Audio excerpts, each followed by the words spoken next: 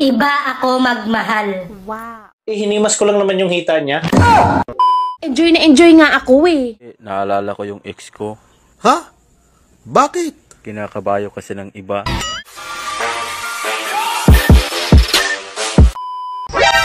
Pag-ibig na walang hanggan. Pangakong walang iwanan. Magkape ka na lang. Dahil walang ganyan. Yung mga babaeng may nunal sa muka, sila talaga yung malambing. Mabait, mapagmahal at mapagbigay sa kapwa. Yun nga lang tupakin. Gusto mo ba pumayat nang hindi nag-e-exercise? Magmahal ka ng maling tao. Hi, Google. Hello, ikaw na naman. Hindi ka ba nadadala? Heto na naman tayo. May gusto lang naman akong malaman eh. Huwag mo nang alamin dahil masasaktan ka lang. Grabe naman to. Pangit ka banding. Tatanong lang naman, dami sinasabi. Pangit ka din. Iba ako magmahal. Wow. Sinasagad ko.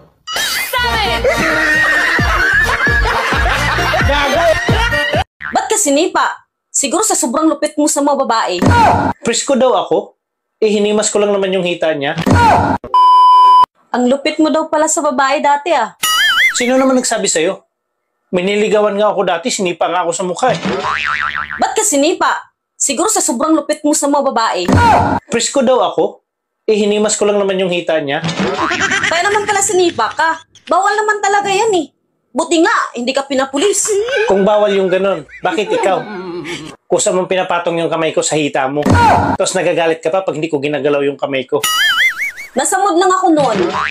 Alam mo, makuha mo muna dapat kiliti ng babae bago mo gawin yan. Bakit sa isang nililigawan ko? Bago ko hinimas yung hita niya, nakuha ko muna yung kiliti niya. Bakit sinampal pa rin niya ako? Ba't ka naman sinampal? Paano mo nahanap kiliti niya? Sa kilikili. Kung nakakabuntis pa ang video call, marami na sanang buntis na OFW. Mabuti na lang, may screen protector.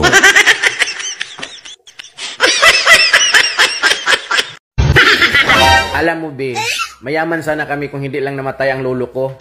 Wow, talaga? Ano nangyari sa lolo mo? Namatay siya sa hirap.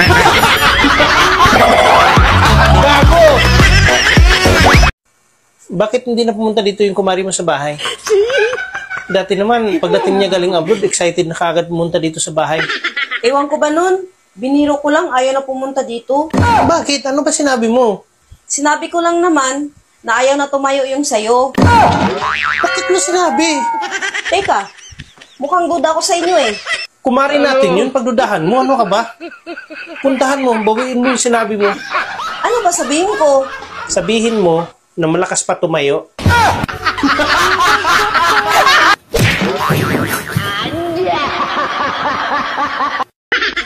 Hindi ka ba napapagod sa pagiging maldita mo? Enjoy na enjoy nga ako eh. Kaya nga asar na asar ka, diba? Ako na siguro yung taong pinakamalas dito sa Pilipinas. Bakit? Ano mang nangyari? Noon kasi, nagtatrabaho ako na maayos. Honest ako sa kumpanya. Pero biro mo, ako pa yung natanggal. Kung nagtatrabaho ka ng maayos, bakit ka natanggal? Iyon na nga eh. Sip-sip yung kasamahan ko. At siniraan ako sa kumpanya namin. Ayan, mahina ka kasi. Tapos sa time na yon, nung pauwi na ako, nag-abang ako ng jeep na masasakyan. May lalaking dumaan. Pinahawakan niya sa akin yung bag. Nagulat ako, bigla siyang tumakbo. Pagtingin ko sa bag niya, ginto at pira yung laman ng bag. Abay, swerte mo. Paano naging malas yun? Saka saan mo nilagay yung bag? Sa sobrang kamalasan ko, magnanakaw pala yung lalaki. Ako yung nahuli, ako pa yung nakulong. Alam mo, nasa Manila ka. Wala ka sa probinsya. Dapat maging alerto ka. Tsaka bawal ang tanga-tanga dito sa Manila. Tapos, nung nakalaya na ako, akala ko katapusan na ng kamalasan ko. Pag-uwi ko sa bahay, ang dati kong kinakasama, napakarami ng anak. Saklap. Alam mo, di lang kamalasan, Katangahan mo rin naman eh, kung bakit ka nagkaganyan. Ang pinakasaklap at napakamalas ay yung nangyayari sa buhay ko ngayon.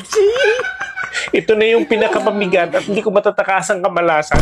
Bakit pinakamabigat na kamalasan yung nangyayari sa'yo ngayon? Eh, kahit na syunga-syunga ka, okay ka naman. Paano ako makatakas sa kamalasan? Eh, kasal tayo?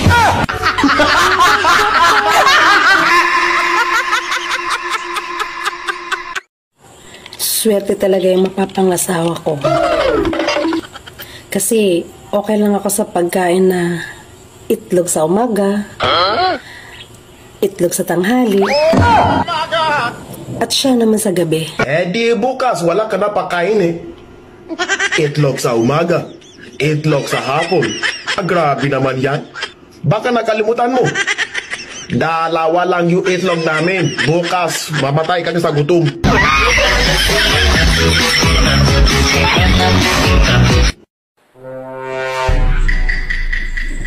Ops. Bakit ngayon ka lang? Ang labas mo sa trabaho alas 6. Anong oras na? Alas 10 na. Late ka ng 4 na oras. Sabihin natin yung biyahe mo 1 oras. So mayroon ka pang 3 oras na late. Anong ginawa mo sa 3 oras na yan? Ha? Nag-overtime lang kasi kami sa trabaho. Overtime? Sinong niloko mo? Tumawag ako sa trabaho mo at hindi ka nag-overtime. At saka bakit ka may baon-baon na sexy na damit? Akala mo hindi ko alam? Sinusuot ko lang naman yun pag nag-practice kami. Practice ba ka mo? Bakit nakita ka ng friend ko? Sexy ang suot mo at pumasok kayo sa hotel. Saan ang practice doon? Kasama kasi sa practice yun. Kasama sa practice? Bakit lalaki ang kasama mo? Partner kasi kami sa practice para sa Christmas party namin. Hindi ka ba nagsisinungaling? Hindi naman ako nagsisinungaling. Isa sa mga barkada ko ang nagtatrabaho sa hotel na pinasukan nyo. May narinig silang tunog galing sa kwarto nyo. Anong tunog yun? Ungol lang yun. Kita mo na. Nanlalaki ka talaga. Huwag mo sabihin practice yun. Oh, nag-ring yung phone mo. Sagutin mo na. Baka yan yung lalaki na kasama mo sa practice. Ano sabihin ko? Sabihin mo na huwag na niya ulit gawin yung ginawa niya sa'yo. Kasi magkakagulo lang tayo niyan eh. Hello? Sa susunod, wag mo na ako. Anong nantay mo? Sabihin mo na. Huwag mo na daw akong pakialaman ha sa susunod. Hindi. Sabihin mo sa kanya kung anong ginawa niya sa'yo, banggitin mo para hindi na niya uulitin. Sa sunod, wag mo na daw ako dilaan ha.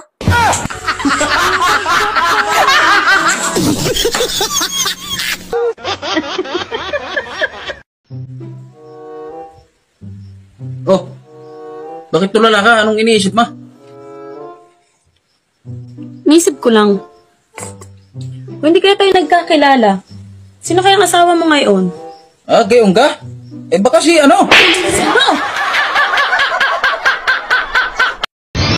Oh, gin ininom mo ah. Bakit hindi Red Horse? Pag Red Horse kasi, naalala ko yung ex ko. Ha? Bakit? Kinakabayo kasi ng iba.